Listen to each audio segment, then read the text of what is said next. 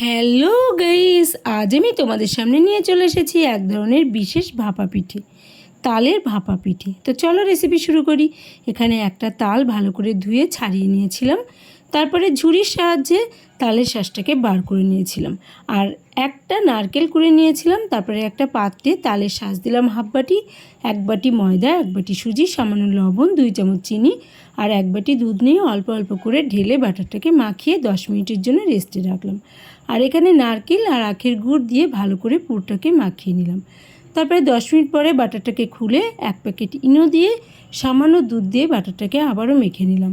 আর আগের থেকে বাটিতে তেল মাখিয়ে রেখেছিলাম, তারপরে সামান্য করে বাটার দিলাম, তারপরে পুরটা দিয়ে আবারও উপর থেকে একটু করে বাটার দিলাম, তারপরে উপর থেকে কিশমিশ দিয়ে এইভাবে সাজিয়ে দিলাম আর একটু করে চেরি ফল দিয়ে দিলাম।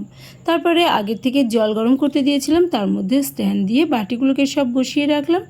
10 মিনিট ভাপিয়ে নিলাম আর হয়ে গেল রেডি। দেখো কত সুন্দর লাগছে দেখতে, আর খেতে কিন্তু তার থেকেও সুন্দর হয়েছিল। তোমরা তাল থাকতে থাকতে বাজারে একদিন হলেও বানিয়ে খেও, আর তোমাদের কেমন লাগলো আমাকে কমেন্ট বক্সে অবশ্যই জানিও। তোমরা সবাই ভালো থেকো, সুস্থ থেকো, আর আমার ভিডিওটি লাইক, শেয়ার, কমেন্ট করে দিও। আর প্লিজ চ্যানেলটি সাবস্ক্রাইব করে পাশে থেকো। Tata, by.